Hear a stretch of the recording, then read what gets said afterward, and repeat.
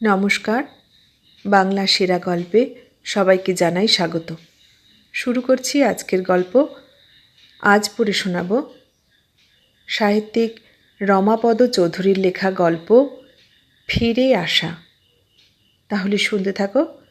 গল্পের নাম ফিরে আসা। গ্রামের নাম কানিয়ালুকা। শুদ্ধ করে বলতে হয় কন্যালুকা। শুধুই একটা খেয়ালি মিষ্টতা নাকি কোনো ইতিহাস লুকিয়ে আছে ও নামের পিছনে? কোন সে কন্যা যাকে হাঙরের লোভ থেকে লুকিয়ে রাখা হয়েছিল ওখানে? কিংবা কে জানে, পুরুষচিত্তে লোভ জাগাবার মতো কন্যা এখনও হয়তো ওই জংলা গ্রামেই লুকিয়ে আছে। মুসাবনির রোপওয়ের বাকেটের শাড়ি চলেছে মাথার ওপর দিয়ে। মাটিতে হাওয়ায় কি এক বিচিত্র ধাতব গন্ধ। চালকোপাইরাইট ওরের বাকেট থেকে কিংবা খনিজ কপারের গভীর খাদ থেকে রেণু রেণু তাম্রগন্ধ এসে মিশছে বাতাসে। পাথর, বনঝোপ, আঁকাবাঁকা ট্রেঞ্চের মতো অগভীর খাদ, রক ফসফেট, অ্যাসবেস্টাস, কোয়ারচাইট। রত্নগর্ভা মাটি মুসাবনির।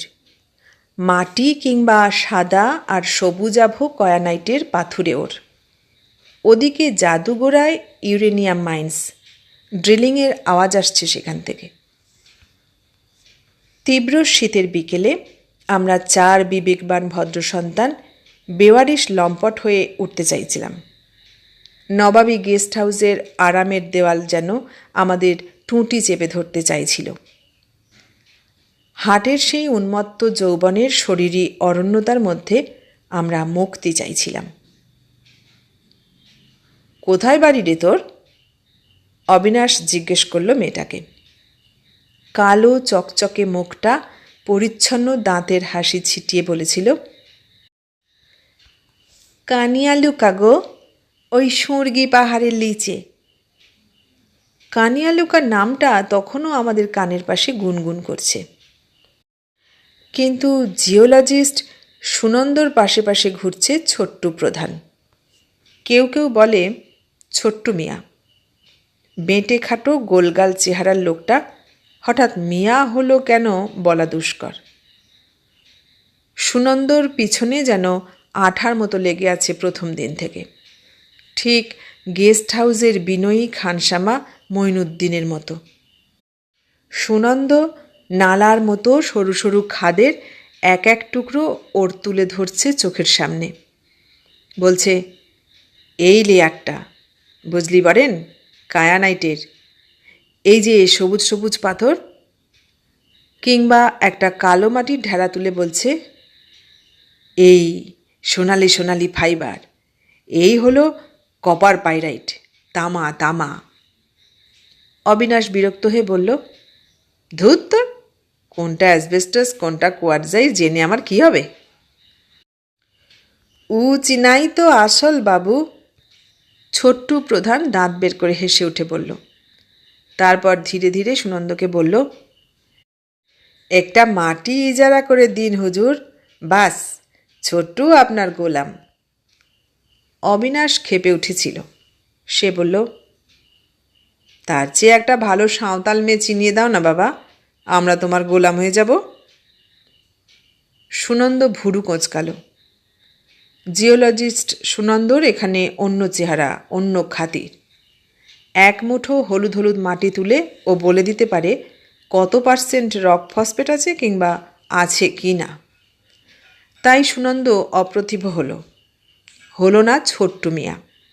সে দাঁত বের করে হেসে বলল, সে আপনি হুকুম দিন না বাবু, আমার কুঠিতে চলেন, কত রেজা আছে ওখানে, দেখে পছন্দ করে নেবেন। বলে নিজের রসিকতায় নিজেই হেসে উঠল। বরেন বলল, একটা জিপ চাই। অবিনাশ বলল, কানিয়ালুকা।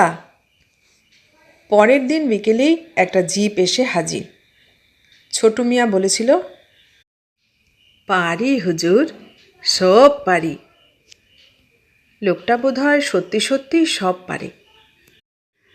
আমরা তখন গেস্ট হাউসের বারান্দায় বসে দূরের শালবন, খয়ের আর হরিতকির ঝোপের দিকে তাকিয়ে আছি। তোয়ালে কাঁধে মঈনুদ্দিন খানসামা কে কী ব্র্যান্ডের সিগারেট খায় চোরা চোখে দেখে নিয়ে দু প্যাকেট সিগারেট সকলের সামনে রেখে দিয়ে গেছে। তা দেখে বরেন বলল, শালার সত্যি নবাবী ব্যাপার রে। অবিনাশ ক্ষোভের স্বরে বলল, নবাবী ব্যাপারের আসলটাই তো নেই, সাঁওতালি মেয়েটে। ঠিক সেই মুহূর্তে জিপের হর্ন শোনা গেল।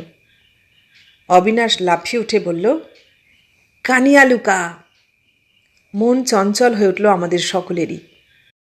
দূরে দূরে পাহাড়, ঘন পাহাড়ি বন, তামার খাদ, এদিকে একটা সাঁওতালি হাট, হাটে লাল পাড় শাড়ি, হাতকাটা মহাজন মেওয়ালাল, ব্যাস। দেখে দেখে চোখ পচে গেল।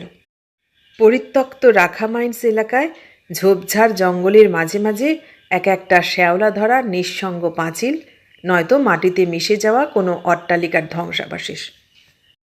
মঈনুদ্দিন এসে ফিস ফিস বিনয়ে বলল, জি পায়া হুজুর। দূর থেকে উঁচু পাহাড়, সুরগি পাহাড় আর বন, আর শাড়ির পাড়ের মতো টান টান শাঁখ নদীটা। গেরুয়া স্লেট হলদে রাঙানো সাঁওতাল পল্লীর পরিপাটি বাড়িগুলো যেন হাতছানি দিয়ে ডেকে উঠল। মিহি শীত শরীরে চামড়ের বাতাস দিচ্ছিল কদিন। বিকেল থেকে সেটা যেন জমাট বাঁধতে শুরু করেছে। অদূরের লাইসেন্স ডিস্টিলারি থেকে এক ঝলকা রমরমে গন্ধ ভেসে আসতেই মনটা চাঙ্গা হয়ে উঠল। গরম প্যান্ট আর ফুল হাতা সোয়েটারে শরীর ঢেকে আমরা এসে জিপে উঠলাম।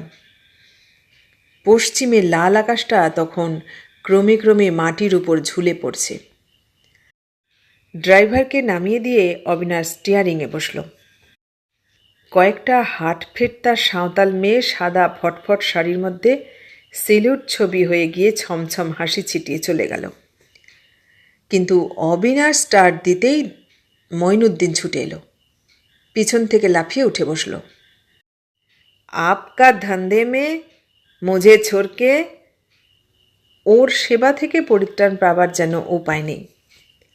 স্টার্ট দেওয়ার সঙ্গে সঙ্গে একটা বেশ জোর জার্ক খেল গাড়িটা। বেশ বোঝা গেল অবিনাশ রেগে গেছে। মঈনুদ্দিন বলল, সাবধানে চালান হুজুর, বাড়ি আফত কি রাস্তা। অবিনাশ কানেও তুলল না কথা। মেঠো রাস্তার মোড় ঘুরিয়ে ঘুরিয়ে পাহাড়ি পথটার দিকে গাড়ি ছুটিয়ে দিল।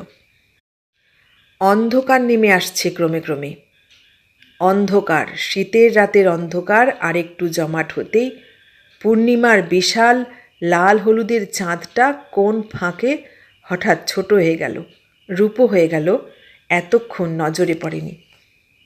এখন আকাশ ছোঁয়া শালগাছের মাথার উপর সেটা স্পষ্ট হয়ে উঠল। এদিকে গোয়ারের মতো গাড়ি চালাচ্ছে অবিনাশ। আহ, লাভলি। চাঁদটার দিকে তাকিয়ে আমি বলে উঠলাম। বরেন বলল, লাভলি কিছু পেলে তো? পাহাড়ের ঢল বেয়ে কাশঝোপের মধ্য দিয়ে জিপ ছুটেছে তখন। সুনন্দ বলল, এবার কানিয়ালুকা গ্রাম।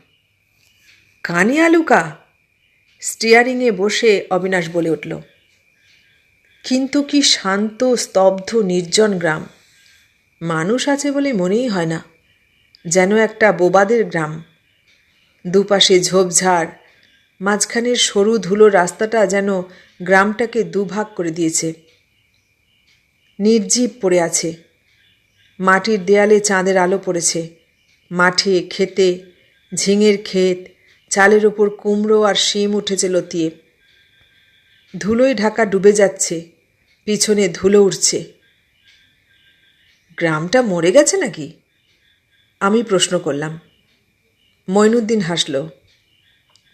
সব খাদে কাজ করতে গিয়েছে হুজুর, রাতে ফিরবে। সুনন্দ বলল, চল তাহলে পাহাড়ের ওপর, রিয়েল ফরেস্ট দেখে আসবি। অবিনাশ অ্যাক্সিলেটারে পা চাপালো।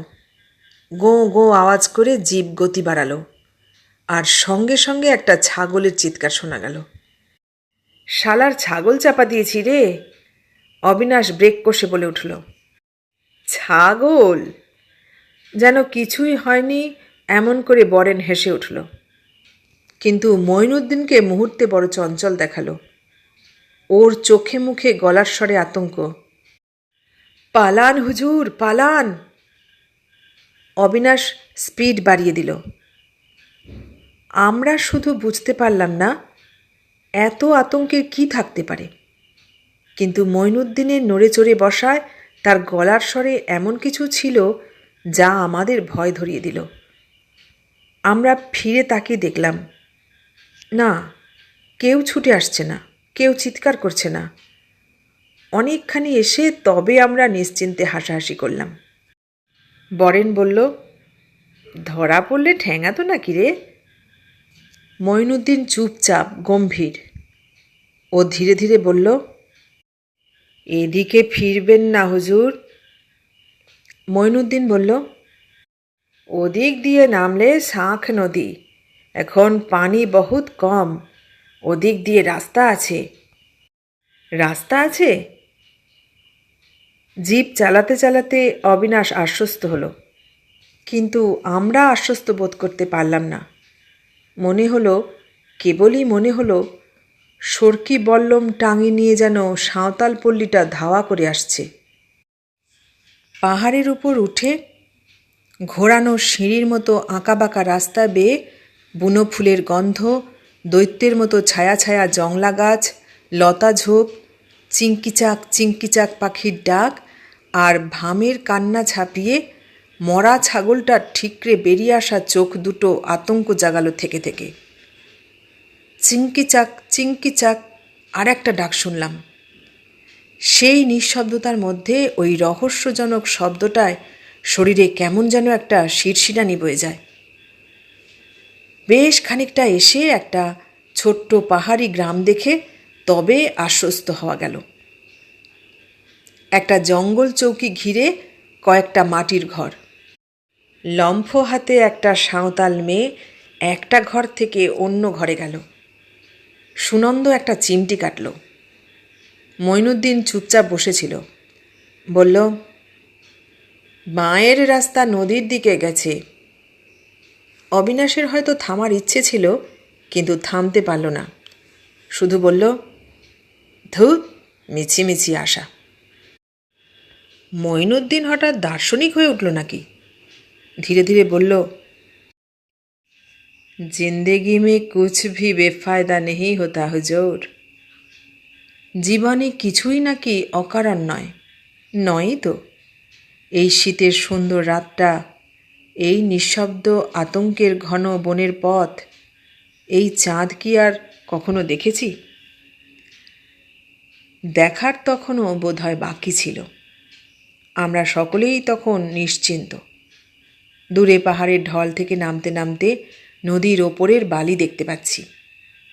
একটা আনকোরা শাড়ি যেন চাঁদের আলোয় কেউ বিছিয়ে রেখেছে। লাভলি, লাভলি, কে বলল যেন। কিন্তু কয়েক মিনিট পরেই আমাদের দুশ্চিন্তায় মুষড়ে পড়তে হবে কে জানত। বালি নয়, জল। নদীর জল শুকিয়ে যায়নি, বেশ স্রোত রয়েছে কোমর ডোবা জলেও। আমরা বিমূঢ় হয়ে সেদিকে তাকিয়ে রইলাম। অবিনাশ শুধু বলল, তাহলে? সুনন্দ হেসে উঠে বলল, জিভ ঘুরিয়ে নে। বরেন বলল, এখন রাত 9টা, খিদে পেট চুইচুই করছে। আমি বললাম, ফেরার পথে ভয় কি আমাদের রোস্ট বানিয়ে দেবে? কেউ হাসল না। কেউ হাসল না দেখে আমিও ভয় পেলাম। ফিরে চলেছি। উফ, আবার এই পাহাড়টার সরু ঘোরানো সিঁড়ির মতো ঘুরপাক খাওয়া রাস্তা ধরে ওপরে উঠতে হবে। তারপর আবার নামতে হবে সেই ফেরার পথ ধরে। কিন্তু এবার আর কারো মুখে কোনো কথা নেই। আমি সাহস দেবার জন্যে বললাম, এত চুপচাপ কেন সব? আমরা যে চাপা দিয়েছি তার প্রমাণ কি? কেউ তো দেখেনি। বরেন বলল, ঠিকই তো, তাছাড়া হয়তো কেউ দেখেও নি এখনো। মঈনুদ্দিন কোনো কথা বলল না। মনে হলো ওই সবচেয়ে বেশি ভয় পেয়েছে। সুনন্দ বললে, আরে ধুর, ফিরতে ফিরতে রাত 11টা হয়ে যাবে, ঘুমিয়ে পড়বে সব। ঠিক তো, মাঝরাত অবধি কে আর জেগে থাকবে। সুনন্দর কথায় সবাই নিশ্চিন্ত বোধ করল। সুনন্দ যখন এখানকার মাটি চেনে, তখন নিশ্চয় মানুষও চেনে। আমরা আবার রসিকতা করতে শুরু করলাম। গলা ছেড়ে গান ধরল বরেন। এদিকে পথ যেন আর ফুরোতে চায় না। পাহাড়টাকে পাক দিয়ে দিয়ে আমরা যেন তার 7 পাকের বন্ধনে আটকে গেছি, ছাড়া পাবার উপায় নেই। সেই বন, সরু ধুলোর রাস্তা, চিংকিচাক চিংকিচাক। অবিনাশ হঠাৎ বলল, গান থামা বরেন। সুনন্দ বলল, এসে গেছি। জিপটা তখন পাহাড়ের ঢল বেয়ে সেই সাঁওতাল গ্রামের সরু রাস্তাটার দিকে মন নিয়েছে। না, কেউ কোথাও নেই মনে হচ্ছে। মশাল হাতে কিংবা সরকি বল্লম টাঙে হাতে কেউই হইহল্লা করছে না। মাদল বাজিয়ে আগুন ঘিরে কেউ আমাদের জীবন্ত রোস্ট করার জন্যে আনন্দে নাচছে না। অবিনাশ হেসে উঠে বলল, মিথ্যে ভয় পেয়েছিলি। আমরা কলরব করে হাসতে গিয়ে মঈনুদ্দিনের কথায় থমকে গেলাম। মঈনুদ্দিন চাপা গম্ভীর গলায় বলল, হেডলাইট বুঝা দিজিয়ে। ঝপ করে হেডলাইট নিভিয়ে দিল অবিনাশ। তারপর চাঁদের আলোয় ফুটফুট করা সাদা ধুলোর শীর্ণ রাস্তা ধরে নিঃশব্দে এগোতে শুরু করলো জিপটা। আর আধ মাইল দূর থেকে নির্জন নিস্তব্ধ গ্রামটা দেখা যাচ্ছে। না, একটাও লোক দেখা যাচ্ছে না, আলো জ্বলছে না। নিশ্চিন্ত বোধ করছি সবাই। নিশ্চিন্ত হয়েই হয়তো স্পিড বাড়িয়ে দিল অবিনাশ। আর রাস্তাটা মোড় ঘুরতেই দূর থেকে সবাই আমরা সোজা হয়ে বসলাম। রাস্তার উপর চাঁদের আলো পড়েছে। চাঁদের আলোয় সাদা সাদা থোকা থোকা জুঁই ফুলের মতো ফুটফুট করছে কি যেন। অবিনাশ নাকের ভেতর দিয়ে একটা শব্দ করে হঠাৎ হেডলাইট জ্বালল। আর আমরা সবাই আতঙ্কে স্তব্ধ হয়ে গেলাম। জিপ থামিয়ে দিল অবিনাশ। রাস্তা রোধ করে রাস্তার উপর অগুন্তি মানুষ, কালো কালো মানুষ। সাদা শাড়ি আর ধুতি ফুটফুট করছিল এতক্ষণ। হেডলাইটের আলোয় স্পষ্ট হয়ে উঠল। জিপ এক চাকাও এগোলো না। 25 গজ দূরেই অসংখ্য মানুষ রাস্তা জুড়ে বসে আছে, নিঃশব্দ নির্বাক। গাড়ি দেখেও তারা নড়ল না, এগিয়ে এলো না, চিৎকার করল না, কথা বলল না। সে এক অদ্ভুত আতঙ্ক, সে এক অসহ্য যন্ত্রণা। এক পা করে এগিয়ে চলেছে জিপ, আবার থমকে থামছে। আমরা চাইছি ওরা কিছু বলুক। ওরা বলুক, ছাগল চাপা দিয়েছ তোমরা। তাহলে আমরা একটা অজুহাত দিতে পারবো, বলতে পারবো আমরা নির্দোষ। কিন্তু না, জিপ এগিয়ে আসতে দেখেও তারা নড়ে বসল না। যেমন রাস্তা জুড়ে বসেছিল তেমনি বসে রইল। মানুষ, মানুষের মাথা। কত মানুষ তার হিসেব নেই, হয়তো 100, হয়তো 200। কিন্তু হেডলাইটের আলোয় দেখা যাচ্ছে তাদের হাতে কোনো সরকি বা বল্লম নেই, একটা লাঠিও নেই। নিরস্ত্র নির্বাক একটি জনপদ যেন প্রতিবাদের মুখ মুখে চুপচাপ বসে আছে। জিপ একেবারে তাদের সামনে এসে দাঁড়িয়েছে, তবু কোনো কথা বলছে না তারা। কেউ দাঁড়িয়ে উঠছে না। বাধ্য হয়ে আমরা তাদের উঠতে বললাম, পথ দিতে বললাম। এবারও নির্বাক। কি হয়েছে কি? মঈনুদ্দিন নেমে দাঁড়ালো। আমি মঈনুদ্দিন, চিনিস না আমাকে?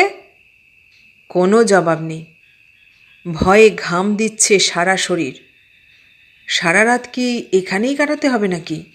কিংবা আরও সাংঘাতিক কিছু? এই বুধান! চেনা লোক দেখতে পেয়ে এগিয়ে গেল মঈনুদ্দিন। কিন্তু ছোকরা বুধন চোখ তুলে তাকালো না, যেমন বসেছিল তেমনি বসে রইল। এবার বুড়ো গোছের মোড়লটাকে দেখতে পেল মঈনুদ্দিন। এগিয়ে গেল তার কাছে, আর বুড়োর সামনে গিয়ে মরা ছাগলটা দেখতে পেল। ছাগলটা সামনে ফেলে রেখে বসে আছে গ্রামের সমস্ত লোক। মঈনুদ্দিন হেসে হালকা হবার চেষ্টা করল। আমি মঈনুদ্দিন, ভাটিখানার মঈনুদ্দিন। কাল যাবি তোরা? নেশা করবি, দারু পিয়ে ফুর্তি করবি, রাস্তা ছাড়। বুড়ো মোড়ল এবার জোরে মাথা নাড়ল। না না না। আমরা এবার সাহস করে জিজ্ঞাসা করলাম, কি চাস তবে? এক মুখ হেসে বুড়ো হাতের 10টা আঙুল দেখালো। 10 টাকা? যার পকেট থেকে যা বের হলো নিয়ে 10টা টাকা দিয়ে দিলাম বুড়ো মোড়লের হাতে। আর সঙ্গে সঙ্গে হৈ হৈ করে দাঁড়িয়ে উঠল সকলে। ফুর্তিতে চিৎকার করে পথ ছেড়ে দিল। অবিনাশ আবার স্টার্ট দিতে যেতেই বুধন মরা ছাগলটা নিয়ে ছুটে এলো। এটা নিয়ে যা বাবুরা, তোরা দাম দিয়েছিস। আতঙ্কের পাড়াটা তখন তরতর করে নেমে গেছে। বললাম, না রে, ওটা তোরাই খাবি, রেখে দে। হুঁ, সে চলবে না, তোরা দাম দিয়েছিস। বুধন জোর করল। ই তো মহিম বাবু, আমরা তো তোকে চিনি বটে, ই লিয়ে যা তোরা। চিনি বটে? এতক্ষণে চিনতে পারছে বুধন। আমি বুড়ো মোড়লকে বললাম, তোরা রেখে দে, ভোজ করবি। ভোজ? বুড়ো মোড়ল কি বলল সকলকে, আর সঙ্গে সঙ্গে হৈ হৈ করে উঠল সকলে। ভিড় করে জিপের কাছে এসে হাত ধরে টেনে নামাতে চাইল। যেতে দিব নাই তোদের, তোরাও ভোজ খাবি। আর একটা বুড়ো বলল, আয়, মাংস খাবি, মদ খাবি আমাদের সঙ্গে। আমরা তখন পালাতে পারলে বাঁচি। অনেক করে তাদের বুঝিয়ে কোনো রকমে পরিত্রাণ পেলাম আমরা। আর রাস্তা ফাঁকা পেতেই জোর স্পিডে জিপ ছুটিয়ে দিল অবিনাশ। আমরা ফিরে এলাম। পরের দিন সকালে ঘুম থেকে উঠতেই মঈনুদ্দিন গম্ভীর বিনয়ের কণ্ঠে বললে, ছোটু মিয়া ভেট পাঠিয়েছে হুজুর। বলে দরজার দিকে তাকালো। আমরা ফিরে তাকিয়ে দেখলাম দরজার সামনে হাসি হাসি মুখে একটা সাঁওতাল মেয়ে দাঁড়িয়ে আছে। আমরা চমকে উঠলাম। আরে, এ যে হাটে দেখা সেই কানিয়ালুকার মেয়েটা। কানিয়ালুকা? সঙ্গে সঙ্গে কেন জানি না আমাদের চোখের দৃষ্টিতে শ্রদ্ধা মিশে গেল। মেয়েটার দিকে, তার উদ্দাম যৌবনের শরীরটার দিকে আমরা লম্পটের চোখে তাকাতে পারলাম না। অবিনাশ তার দিকে তাকিয়ে ধীরে ধীরে বলল, না রে, তুই ফিরে যা। আসলে তাকে তো আমরা ফিরিয়ে দিলাম না, আমরা নিজেরাই ফিরে এলাম।